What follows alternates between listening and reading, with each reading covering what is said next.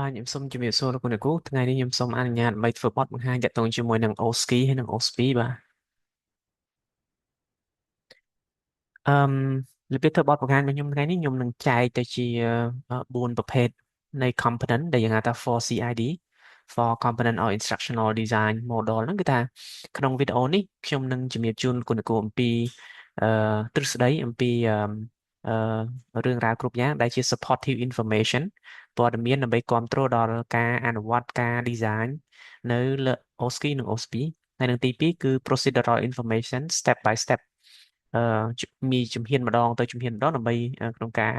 design បាទហើយនៅក្នុងលេខ3លេខ4ហ្នឹងគឺយើងនឹងអនុវត្តជាមួយគ្នានៅក្នុង workshop បាទនេះជាអ្វីដែលខ្ញុំ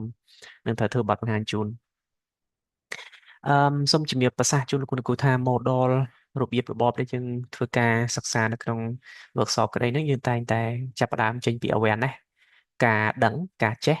awareness ហ្នឹងគឺមានអឺចំណេះដឹងពីរប្រភេទគឺ factual knowledge គឺជា know what ដឹងពីអ្វីហើយជាមួយនឹង conceptual knowledge គឺយល់អំពីទ្រឹស្ដីហេតុផលអឺនេះជា awareness ហើយនៅក្នុង practice គឺយើងប្រើប្រាស់ procedural information ព័ត៌មានដែលពីជំហានទៅមួយជំហានថាតើត្រូវអនុវត្តធ្វើម៉េចដើម្បីយើងផលិតឲ្យបាននៅ OSCE និង OSPI នោះហើយនឹងទី4គឺអឺទី4ហ្នឹងគឺចំណេះដឹងបែបទី4 meta cognition យើងហៅថា reflection បាទអឺនេះគ្រាន់តែជាដដែលដែលក្នុង slide បាញ់មិញគ្រូឥឡូវយើងចូលដល់awareness អ្វីដែលយើងត្រូវដឹងហើយហេតុអីបានយើងត្រូវដឹងជុំវិញ factual knowledge តើ OSCE OSCP មានន័យថាម៉េចមានអ្វីខ្លះមានប្រមាណ conceptual តើមាន principle អីខ្លះតាក់ទងជុំវិញ OSCE OSCP នឹងបាទជាពាក្យថា OSCE មកពីពាក្យពេញថា objective structure clinical exam បាទអញ្ចឹងលោកគ្រូអាចមេត្តាជ្រាបឲ្យថាពាក្យ objective ហ្នឹងមានន័យថា same instruction for everyone អញ្ចឹងមកនៃ item ដែលយើង design នៅក្នុង checklist ហ្នឹងគឺដូចគ្នាទាំងអស់សម្រាប់អឺគ្រប់និស្សិតដែលត្រូវប្រឡងបាទហើយ structured បានន័យថាមានការកំណត់ដោយម៉ោងពេលមាន item ច្បាស់លាស់ត្រឹមត្រូវដែលត្រូវបានគ្រប់គ្រងបាទដល់ទៅពេលពាក្យថា clinical សំដៅទៅលើ task ដែលពិតកើតឡើងហើយ exam គឺជា formal ដើម្បីដាក់បន្ទុកជាប់ធ្លាក់អញ្ចឹងជាដើមបាទហ្នឹង OSCE បាទអឺ OSPI ដូចគ្នាដែរគ្រាន់តែពាក្យយើងប្រើប្រាស់ថា objective structure practical exam ចឹងអាមួយ practical ដែលយើងសំដៅទៅលើផលិត product ឬក៏ជារបៀបអឺ procedure បាទទម្រង់ការអីផ្សេងហ្នឹងបាទប៉ុន្តែ OSCE យើងប្រើ clinical exam ដោយសារមានពាក់ព័ន្ធជាមួយនឹងកិច្ចសន្ទនាការចូលរួមចំណែកជាមួយនឹង patient អីចឹងជាដើមដូចជា counseling ដូចជា history taking advice ចឹងជាដើមប្រៀបធៀបជាមួយនឹង OSPI គឺយើងសំដៅទៅលើការធ្វើការនៅក្នុង lab ឬក៏ផលិត product អីផ្សេងចឹងជាដើមបាទអញ្ចឹង OSCE OSPI នេះគឺជាបងប្អូនភ្លោះហើយអឺមានជាទម្រង់ស្ថាបត្យកម្មដដែលក៏ប៉ុន្តែគោលដៅក្នុងការវាស់វែងគឺផ្សេងគ្នាដោយដែលយើងបានដឹងចឹងបាទនេះដូចគ្នាផងដែរគ្រាន់តែជា slide ដែលធ្វើការបង្ហាញបញ្ជាក់ជូនថាឧទាហរណ៍បើយើងអឺចង់វាស់វែងនិស្សិតចេះផ្ដល់នៅ counseling skill ចំពោះអ្នកជំងឺគាត់មកទទួលវិសាថ្នាំ metformin អីចឹងជាដើមអានឹងយើងប្រើ OSCE OSPI យើង practical examination ហ្នឹងគឺយើងចង់សម្ដៅទៅលើ laboratory ឬក៏ practical skill ជាដើមបាទអឺនៅក្នុងចំណុចដែលពេលដែលលោកគ្រូត្រូវផលិតនៅ OSCE ឬក៏ OSPI station មួយស្ថានីយ៍មួយវាមាន anatomy របស់វាមាន6ចំណុចដែលយើងត្រូវគិតបាទចំណុចទី1គឺ candidate brief បានន័យថាជា instruction ទៅដល់ candidate ហ្នឹងគឺនិស្សិតហ្នឹងថាគាត់ត្រូវអានអីគាត់ត្រូវធ្វើអីបាទក្នុងន័យអញ្ចឹងទី2គឺ examiner brief ជាការ instruction ណែនាំទៅដល់អ្នកដែលត្រូវដាក់បន្ទុកឲ្យនិស្សិតហ្នឹងដែលជា assessor ហ្នឹងថាគាត់ត្រូវនិយាយខ្លះគាត់ត្រូវ observe អីខ្លះហើយគាត់ត្រូវដាក់បន្ទុកហ្នឹងដោយរបៀបម៉េចបាទហើយទី3 SP brief standardized patient នេះក្នុងករណីចំពោះ OSCE បើសិនជាករណីខ្លះគឺ station ខ្លះគឺអត់មាន standardized patient ទេធ្វើមួយម៉ានាកាំងធ្វើមួយអីចឹងយើងអត់ចាំបាច់មាន standardized patient brief ទេបាទ standardized patient brief នេះគឺក្នុងន័យថាជា script ប្រាប់គាត់ថាបើគាត់ជាអ្នកជំងឺដើរតួគាត់ត្រូវធ្វើអីខ្លះកន្លែងណាខ្លះគាត់ត្រូវនិយាយកន្លែងណាខ្លះគាត់ត្រូវ ធ្វើកាយវិការអីចឹងជាដើមបាទហើយនឹងទី4តកតងជាមួយនឹង equipment តើឧបករណ៍អីខ្លះដែលយើងត្រូវការដើម្បីរួចរាល់សម្រាប់run session ហ្នឹងបាទហើយទី5គឺតកតងជាមួយនឹងម៉ោងពេលតើយើងកំណត់ក្នុងមួយ station ហ្នឹងត្រូវការប្រមាណនាទីជាការកំណត់ហើយនឹងទី6គឺអឺយើងហៅថា checklist ដែលយើងតែងតែហៅថា checklist ក៏ប៉ុន្តែនៅក្នុងនេះយើងអឺអត់ចង់ប្រើពាក្យ checklist យើងប្រើពាក្យថា marking sheet ជាអឺกระดาษកិច្ចការដើម្បីដាក់បន្ទុកបាទហើយយើងនឹងមើលនៅក្នុង Annex 9.1ជា hybrid instruction ទីទៀតខ្ញុំនឹងជំរាបជូន hybrid instrument សំទោសទីទៀតខ្ញុំនឹងជំរាបជូនថាមិនបានយើងថាមិនប្រើ checklist អញ្ចឹងណាបាទអឺនៅក្នុងឆ្នាំ1979ជាទូទៅក្បួនដែលយើងធ្វើHarden គាត់ផលិតអូស្គីដំបងនៅ Dundee នៅ Scotland ហ្នឹងគឺគាត់អឺដំបូងហ្នឹងគឺមាន long case ណាលោកគ្រូបានន័យថាមានករណីជំងឺមួយចឹងវែងតាំងពីដើមដល់ចប់ចឹងទៅមាន examiner 2នាក់មានកូនសិស្សម្នាក់អឺនៅពេលហ្នឹងក៏មានករណីដែលបន្ទុកហ្នឹងវាខុសគ្នាឆ្ងាយពេកអញ្ចឹងជាដើមហើយreliability ហ្នឹងពេលដែលធ្វើការពិសោធន៍ទៅមានថាធ្លាក់ចុះអញ្ចឹងហើយបានគាត់ក៏ជំនួសដោយ long case ហ្នឹងមកទៅជា short fix station បានន័យថាស្ថានីយ៍ច្រើនប៉ុន្តែខ្លីៗបាទដែលធ្វើឲ្យងាយស្រួលក្នុងការដាក់បន្ទុកហើយក៏ងាយស្រួលក្នុងការវាស់វែងពី reliability ថានិស្សិតនឹងគាត់ពិតជាចាប់ចំណេះដឹងនិង skill បទពិសោធន៍របស់គាត់ performance របស់គាត់ហ្នឹងបានពេញcompetency អត់ជាជាងដែលគាត់ follow តែមួយ case ដែលវា long វែងអញ្ចឹងបាទហ្នឹងហើយជាទូទៅអឺក្នុង suggestion ថាការដែលយើងឲ្យនិស្សិតនឹងធ្វើការតាម station វាមិនគ្រប់គ្រាន់ទេនៅក្នុង literature គេនិយាយថានិស្សិតត្រូវឆ្លងកាត់10ទៅ20 short station ហើយដែល station នីមួយៗហ្នឹងគឺមាន skill assess ផ្សេងគ្នាអញ្ចឹងជាដើមបាទនេះជា literature review ដែលគេ reveal អំពីភាពadvanced ក៏ដូចជា reliability និង validity ក្នុងការអឺវាស់វែងទៅដល់និស្សិតអញ្ចឹងណាបាទហ្នឹងហើយដែលពាក្យល្អបំផុតហ្នឹងគឺថា10ទៅ20ប៉ុន្តែដែលល្អនោះគឺ12អានេះយូទ័រ12ស្ថានីយ៍បាទស្ថានីយ៍មួយហ្នឹងគឺមានផ្សេងគ្នាអញ្ចឹងទៅបាទខ្ញុំនិយាយ blueprint នេះខ្ញុំនិយាយពី blueprint របស់ OSCE ថាតើស្ថានីយ៍នីមួយហ្នឹងត្រូវឆ្លុះបញ្ចាំងពីអ្វីពេលព្រោះស្ថានីយ៍នីមួយៗហ្នឹងមិនមែនតែចំពោះ topic ទេបាទយើងត្រូវ design matrix របស់យើងដែរដូចខ្ញុំឧទាហរណ៍ថាលោកគ្រូលោកមានអឺ competency framework មក pharmacy ក្តី medicine ក្តីlaboratory ក្តី nursing midwifery ក្តីអីហ្នឹងយើងមាន competency domain competency framework របស់យើងហ្នឹងឬក៏ program learning outcome បន្ទាប់មកយើងបែងចែកទៅជាប្រភេទស្ថានីយ៍ហើយក្នុងស្ថានីយ៍មួយហ្នឹងគឺយ៉ាងហោចមាន2ទៅ3 competency domain របស់យើងបាទ competency domain របស់យើងលោកគ្រូបាទហ្នឹងហើយនេះជារបៀបគេគណនា blueprint គឺថាត្រូវធានាថា competency domain ខ្ញុំឧទាហរណ៍ខាង medicine ហ្នឹងមាន patient care family community healthcare ethics professionalism communication collaboration management education អីចឹងជាដើមនោះថាក្នុងមួយ station ត្រូវតែ include យ៉ាងហោច2ទៅ3អឺ competency domain มันអាច station មួយគឺយើងផ្ដោតទៅលើ domain មួយហ្នឹងទេគឺมันអញ្ចឹងទេបាទនេះដដែលគ្រាន់តែជារូបភាពចង់ជំរាបជូនលោកគ្រូនៅក្នុងឆ្នាំ2005នៅខាង Maastricht ប្រឡងមានការរិះគន់អំពីរបៀបធ្វើ assessment បែបមួយ tool បាទ single tool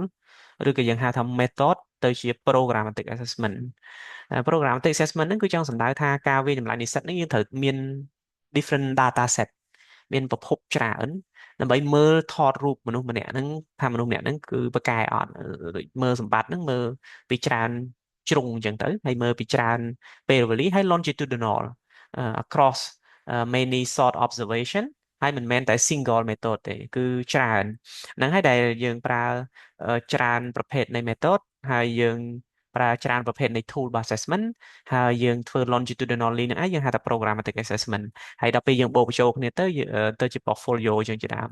រូបភាពនេះគ្រាន់តែចង់ជំរាបថា the program decision ដើម្បីវាតម្លៃថាខ្ញុំជានិស្សិតម្នាក់ដែល graduate មានសមត្ថភាពគ្រប់គ្រាន់តើតើមានប្រភេទនៃ assessment ច្រើនតាំងពី MCQ OSCE OSP portfolio workplace based assessment អី different data set data ច្រើន longitudinally ហើយប្រមូលបូកចំផ្សំគ្នាមកបានអាចធ្វើការសម្រេចថាខ្ញុំនឹងមាន competency គ្រប់គ្រាន់អត់បាទនៅក្នុង literature មួយទៀតចង់ជំរាបជូនលោកគ្រូអំពី good assessment នេះគ្រាន់តែជាទ្រឹស្ដីខ្ញុំចង់ជំរាបថា assessment មួយដែលល្អត្រូវតែមាន7លក្ខខណ្ឌទី1គឺ validity reliability equivalent បាទ equivalent ហ្នឹងមានន័យថា compare ពីមួយទៅមួយហ្នឹងអាចប្រៀបធៀបគ្នាបានបាទមិនមែនសាលាមួយទៅសាលាមួយផ្សេងគ្នាបាទអីចឹងជាដើមបាទ feasibility ធ្វើបានអត់នៅក្នុង context របស់យើង educational purpose អឺតើទៅវាស់ហ្នឹងជំរុញឲ្យកូនសិស្សនឹងបានផឹងប្រែងរៀនសូត្របន្ថែមអឺបាទហើយ catalytic បានន័យថាតើតាមរយៈការធ្វើ assessment ហ្នឹងមាន improve នៅអឺ next step តើយើងត្រូវអភិវឌ្ឍកម្មវិធីសាស្ត្រយើងមិនខ្លះអីចឹងជាដើម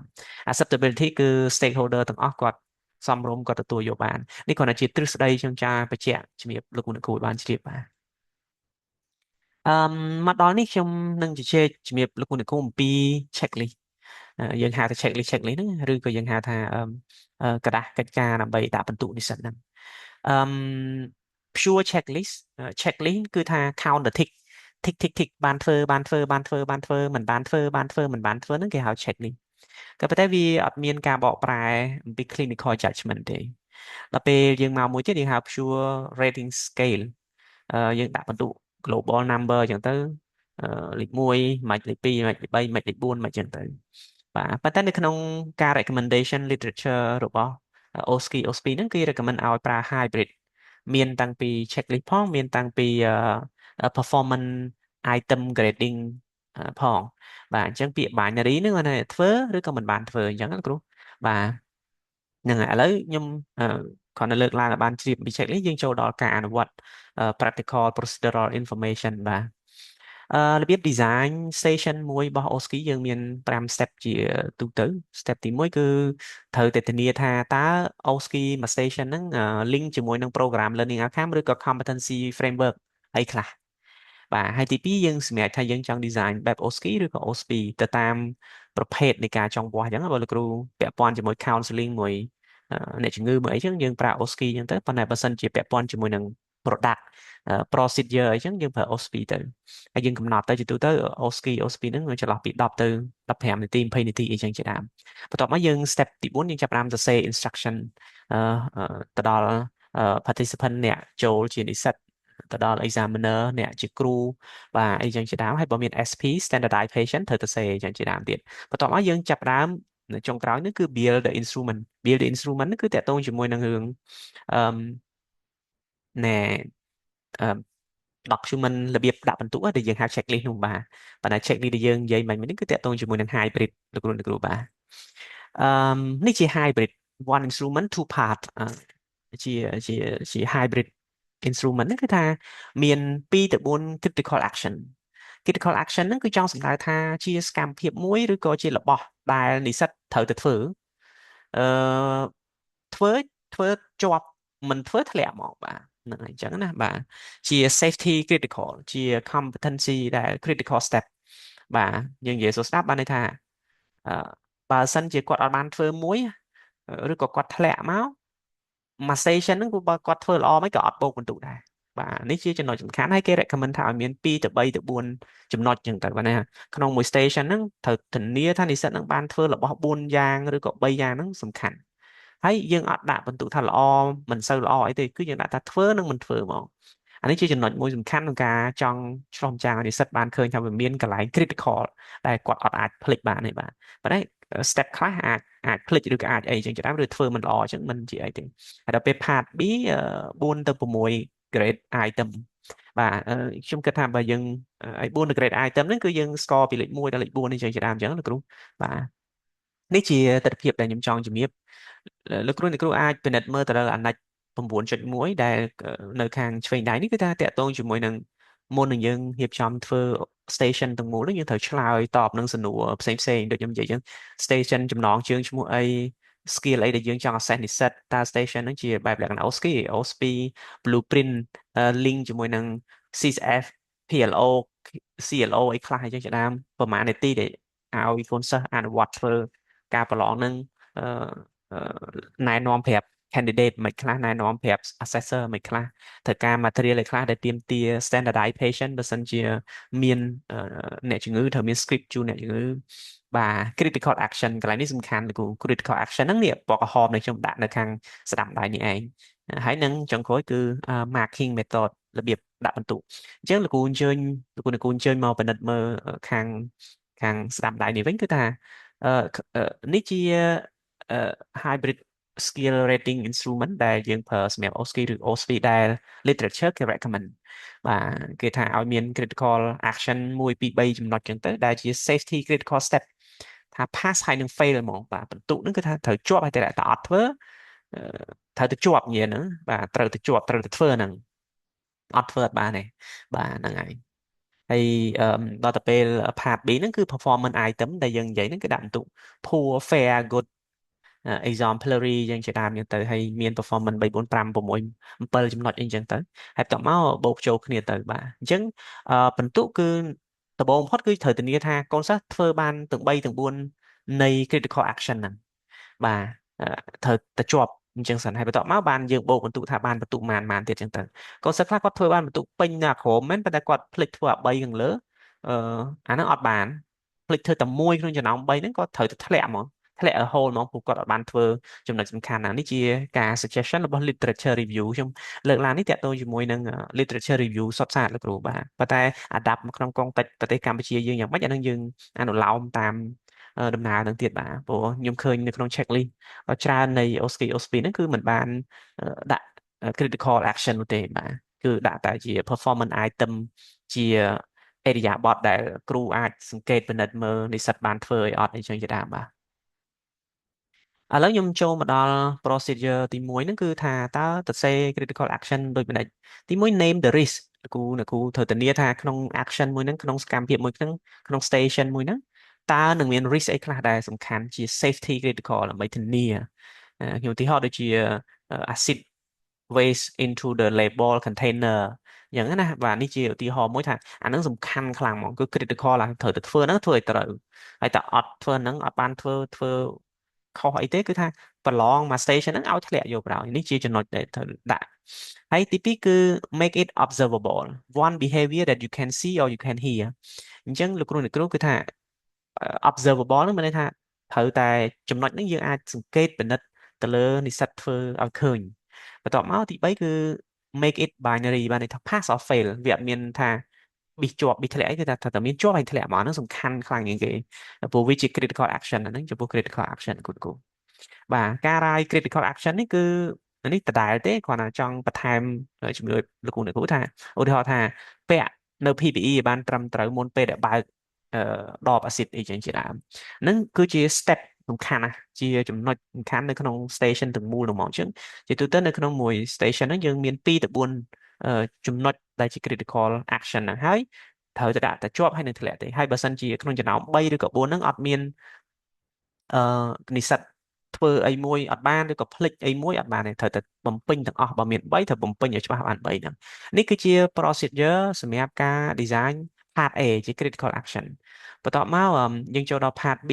procedure ទី2គឺតកតងជាមួយនឹងperformance task បាទ performance task ហ្នឹងគឺយើង step 1ហ្នឹងគឺ draft the code first ណាដូចយើងមាន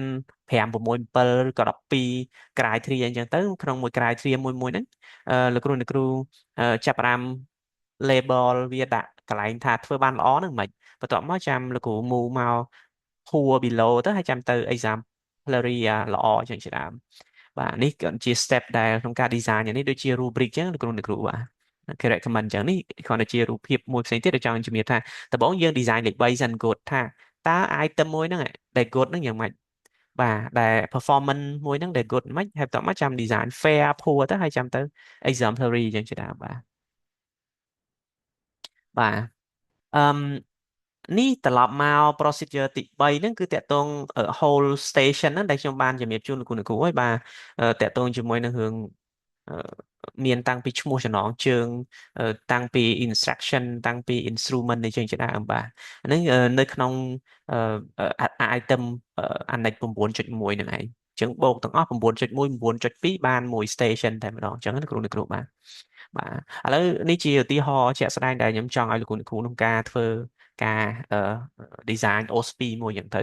បាទយើងនិយាយពី year 1 titration អានេះខ្ញុំដាក់ context នៅខាង laboratory practice នៃខាង pharmacy អញ្ចឹងខ្ញុំទាមទារ2 critical action បាទអញ្ចឹងលោកគ្រូអ្នកគ្រូមេតាជ្រាបទៅពី critical action គឺ PPE ពាក់ PPE បានត្រឹមត្រូវហើយជាមួយនឹងការបោះនៅអាស៊ីតអឺ waste ហ្នឹងគឺថាឲ្យបានត្រឹមត្រូវអញ្ចឹងជាដើមចាហ្នឹងយើងចាត់ទុកជា2ចាហ្នឹង pass fail តែកូនសិស្សអត់ធ្វើបានត្រឹមត្រូវគឺធ្លាក់មក station ហ្នឹងហើយបន្ទាប់មកយើងមាន5 grade item ឬក៏7 grade item អញ្ចឹងទៅបាទ grade item ហ្នឹងគឺចង់និយាយថាrow ជួរដេកមកមួយហ្នឹងនៅក្នុង part B ហ្នឹងមានប្រមាណអញ្ចឹងទៅហើយបន្ទាប់មករបៀបដាក់បន្ទុកប្រមាណជាប់អញ្ចឹងទៅ60% 70%ទៅតាមអឺ compliance បាទអញ្ចឹងនេះគ្រាន់តែជាឧទាហរណ៍សាយថ្មីម្ដងទៀតថាត្រូវមាន part A ហ្នឹងគឺ critical មាន1មាន2ចំណុចអញ្ចឹងទៅដែលត្រូវ pass fail ពណ៌ក្រហមតមក part B គឺ performance មាន4ទៅ5ទៅ6អញ្ចឹងទៅហ្នឹងយើងហៅ hybrid បាទហ្នឹងហើយអញ្ចឹងនេះជាចំណុចសំខាន់ដែលនៅក្នុងslide ដែលខ្ញុំចង់ជំរាបហ្នឹងអញ្ចឹងចុងក្រោយទៅគឺថាយើងសង្ខេបដោយការធ្វើការឆ្លុះបញ្ចាំងបាទលោកគ្រូពេលដែលកំពុងធ្វើការ design នៅការងារហ្នឹងត្រូវ notice ថាតើយើង design ហ្នឹងយើងចង់កែសម្រួលអីខ្លះយើងចង់ផ្លាស់ប្ដូរអីខ្លះបាទបន្ទាប់មក reflection on action បន្ទាប់ពីការងារដែលយើងធ្វើហើយហ្នឹងយើងចង់កែអីបន្ថែមទៀតទៅលើតាំងពី checklist ទៅលើតាំងពី scenario តាំងពីអីជាដើមបាទអឺមនេះដដែលទេបាទណែមានសំណួរខ្លះដែលលោកគ្រូទៅសួរថាអឺ ការដាក់ប្រឡង OSCE OSP គឺ doing មិនមែន knowing ទេបាទគឺ performance not recall the fact បើ recall the fact នេះយើងអាចប្រឡងតាម MCQ ឲ្យបានបាទអឺកន្លែងនេះជាដែលសំណួរសួរថា could a camera score it ហ្នឹងចង់សំដៅថាយើងធានាថា item មួយដែលយើងដាក់វាស់វែងនិស្សិតហ្នឹងគឺអាច observable អាចវាស់វែងបានអាចសង្កេតពិនិត្យឃើញពីសកម្មភាពនិងការ perform នឹងបានហ្នឹងជាចំណុចសំខាន់បាទហើយwould to examiner agree ហ្នឹងគឺចង់សំដៅទៅលើreliability នៃ item នីមួយៗហ្នឹងដែលមនុស្សពីរនាក់ដែលជា assessor ហ្នឹងក៏ដាក់ពិន្ទុទៅគឺថាមើលឃើញបានអីហើយសមស្របគ្នាព្រមព្រៀងគ្នាអត់ where is in the blueprint ហ្នឹងគឺចង់សំដៅទៅលើថាតើ station របស់មួយដែលលោកគ្រូ design ហ្នឹងគឺវានៅក្នុង blueprint នៃ OSCE ចំណែកណាហើយអញ្ចឹងហើយបានត្រូវធានាថាយើងត្រូវ design blueprint ដែល link ថាប្រមាណទៅនឹង competency domain អីចឹងជាដើមនេះគ្រាន់តែជាសំណួរ3 4 5សំណួរទៀតដែលបានសួរថាតើអ្នកដែលដាក់បន្ទុកនឹងអាចដាក់បន្ទុកស្តៀងនឹងបន្ទុកយើងអត់អឺតើនៅក្នុង item នីមួយៗដែលយើងចង់វាស់វែងហ្នឹងគឺយើងចង់និយាយពីនិស្សិតឬក៏យើងចង់ describe អំពី performance មួយហ្នឹងបាទហ្នឹងអាហ្នឹងជាចំណុចសំខាន់ដែលពេលដែលគេចង់ធានាថារបៀបដែលយើង design នៅ checklist ហ្នឹងគឺថាបានត្រឹមត្រូវតាមហ្នឹងបាទហើយនិស្សិតហ្នឹងអាចអានហើយអាចដាក់បន្ទុកខ្លួនឯងបានអត់អីចឹងជាដើមបាទនេះគ្រាន់តែជារបៀបដែលឲ្យធ្វើ reflection ទេបាទអញ្ចឹងខ្ញុំក្នុងវីដេអូនេះចប់ប៉ុណ្ណឹងដែលសំខាន់ផុតលោកគ្រូត្រូវជ្រាបអំពីអាណិច9.1និងអាណិច9.2នឹងឯងដែលត្រូវទៀមទាក្នុងការ design វាបានល្អហើយដើម្បីផលិតបានជា OSCE station មួយបាទអញ្ចឹងខ្ញុំសូមបញ្ចប់នៅបទបង្ហាញរបស់ខ្ញុំតែប៉ុណ្ណេះបាទអរគុណ